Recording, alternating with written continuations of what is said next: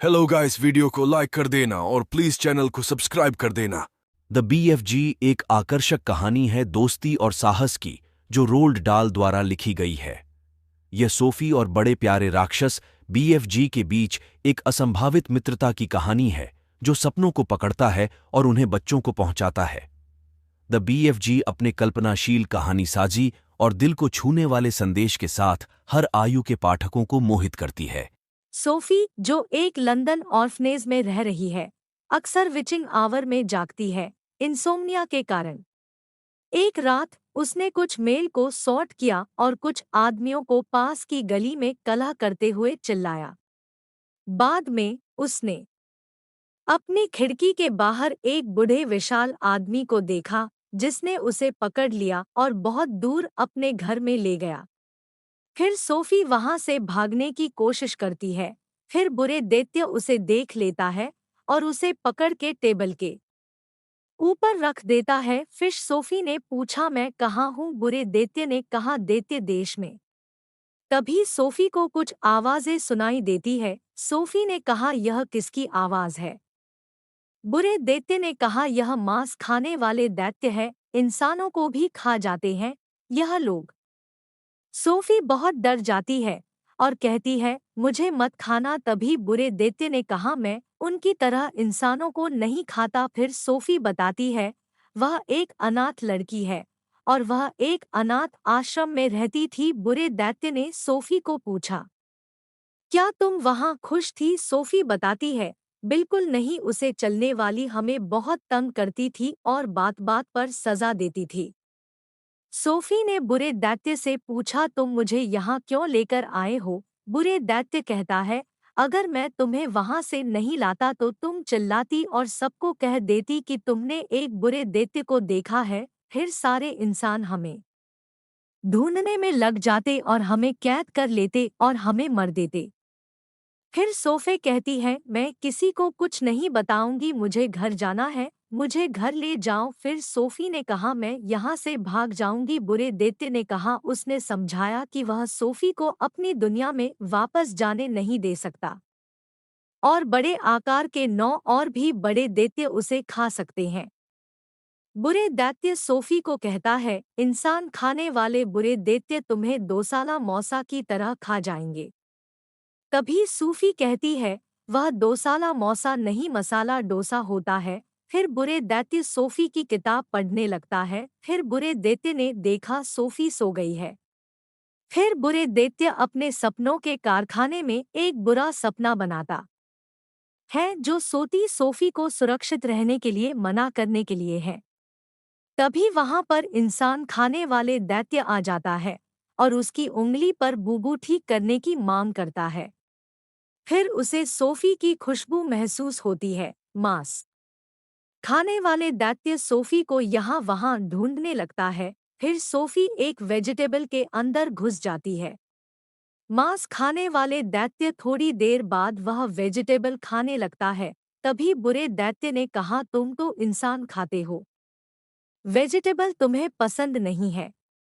फिर वह वेजिटेबल नीचे फेंक देता है। बुढ़ापे वाला विशाल उसे विश्वासघात में सोफी को बचा लिया है, जिसे स्नॉचकम्बर कहा जाता है। बुरे दैत्य सोफी को अच्छी तरह नहलाकर एक बड़े से पैर में सोफी के लिए रहने की तैयारी कर देता है और कहता है, तुम यहीं रहो, मैं जा रहा हूँ अपने काम करने के लिए। सोफी बुरे दैत्य के साथ जाने के लिए जीत करती है। पहले बुरे दैत्य उसे ले जाने के लिए मना कर देता है। फिर सोफी ने बुरे दैत्य को सपना देश देखने के लिए राजी करती है। बुरे दैत्य और सोफी चुपचाप वहां से जा रहे थे, तभी उन्होंने अन्य बड़ों को गलती से जगा दिया है। फिर सोफी जाकर एक घर में छुप जाती है और ब्लड बॉटलर ने खेलने का सुझाव दिया है, जिसके बाद वे बुरे दैत्य को परेशान करते हैं। एक बिजली का तूफान मानवभक्षी बड़ों को उनके गुफा में ले जाता है, लेकिन फ्लैशलम्पीटर सोफी की गिरी हुई चादर मिल जाता है। ड्रीम कंट्री में सोफी और बुरे दैत्य बड़े दिलवाले दानव सही और गलत ख्वाब पकड़ते हैं। बड़ा दिलवाला खुलासा करता है कि उसका कोई नाम रंट दूसरे दानवों का उसके लिए उपनाम से बाहर द बिग फ्रेंडली जायंट है, जिससे सोफी उसे बीएफजी कहती है। वह उसके साथ रात को काम के लिए लंदन जाती है। अपनी ख्वाबी तुरही से बच्चों को अच्छे ख्वाब दिखता है। वे दूसरे दानवों के साथ बौजारी विश्व भर में बच्चों को खाने के लिए निकलते हैं।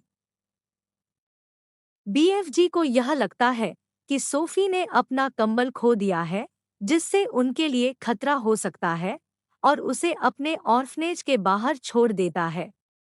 उसे पता चलता है कि उसका पिछला मानव साथी पढ़ने का शौक रखता था और उसने बीएफजी को पढ़ना सिखाया था, लेकिन दुखीनी बात यह है कि उसे दानवों ने खोज लिया और खा लिया था। वह सोफी को खतरा में डालना नहीं चाहता और वह चला जाता है। सुफो डरने का नाम नहीं लेती। सोफी अपने बालकनी से कूदकर उम्मीद करती है कि वह फिर से आकर उसे पकड़ेगा, और वह बुरे दैत्य सोफी को पकड़ लेता है और दैत्य देश में ले जाता है। इंसान खाने वाले दैत्य चुपके से उसे देख रहा था। वे बीएफजी के कार्यशाला में वापस लौटते हैं और अन्य विशालकाय राक्षस उत्सुकता से सोफी की खोज में हैं। उन्होंने बीएफजी के काम का बहुत हिस्सा नष्ट कर दिया है, लेकिन सोफी चेन्नी से बच जाती है और बीएफजी उन्हें एक गरम लोहे से भगा देते हैं। सोफी बीएफजी के साथ रहे अंतिम मानव के घर को खोजती है, जिसमें राजा विक्टोरिया का चित्र शामिल है। यह उसे एक योजना बनाने के लिए प्रेरित करता है, एलिजाबेथ II के लिए एक कुबूलना बनाना, जिसमें ब्रिटेन के बच्चे राक्षसों के द्वारा खाए जा रहे हैं। ब्रिटिश सेना राक्षसों से लड़ रही है और सोफी उसके सामने प्रकट हो रही है। सोफी और बीएफजी बकिंगहैम पैलेस जाते हैं और नींद में सोती हुई रानी को सपना दिखाती है। जब रानी जागती है, उसे और उसके स्टाफ मैरी और मिस्टर टिप्स को खिड़की पर सोफी मिलती है। उस बीच सोफी बीएफजी को परिचित कराती है, बताती है कि बच्चा खाने वाले राक्षस सच है और उन्हें रोकना जरूरी है। एक बड़े नाश्ते के दौरान बीएफजी अपनी पसंदीदा ड्रिंक, गैस उत्पन्न करने वाली फ्रॉबस्कॉटल को साझा करता है, और फिर वह और सोफी रानी के सैनिकों को जारी करते हैं जांट कंट्री की ओर जाने के लिए। फिर रानी साहिबा अपने सैनिकों को बीएफसी के पीछे जाने के लिए कहती है। बीएफजी ने मानखादी राक्षसों के साथ एक बुरा सपना साजिश रचने का प्लान बनाया, लेकिन उन्होंने अपनी रात की ट्रम्पेट भूल गए हैं। सोफी खुद ही राक्षसों के बीच उस बुरे सपने को लेकर आती है। तभी एक राक्षस जाग जाता है। फिर सोफी फ्लैशलम्पीटर से सामना करती है। उन्होंने वह बुरा सपना मुक्त किया जो राक्षसों को अपराध के साथ भस्म कर देता है, सिवाय अपने अफसोस के बगैर फ्लैशलम्पीटर के, जो अपना सपना रोक लेता है और उसे नष्ट करता है।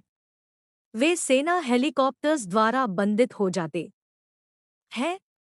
एक अलगाववादी द्वीप ले जाए जाते हैं, जहां राक्षसों को केवल बहुत सारे वेजिटेबल्स नौचकंबर बीज बोने जाने के लिए छोड़ दिया जाता है। सोफी को मेरी ने गोद लिया और वह रानी के महल में रहने आई। एक सपने से बिग फ्रेंडली जायंट की यादें जागती हैं, जो अपने जीवन को वापस बड़े देश में बिताता है और हमारे साहस की कहानी लिखता है। जब भी वह अकेली महसूस करती है, तो उसकी बातें सुनने के लिए बिग फ्रेंडली जायंट से बातचीत करती है। अपने घर में बिग फ्रेंडली जायंट उसके शब्दों को सुनता है और मुस्कराता है। आज की वीडियो यही तक था। फिर मिलेंगे अगले एक वीडियो में, और प्लीज़ चैनल को सब्सक्राइब ज़रूर कर देना।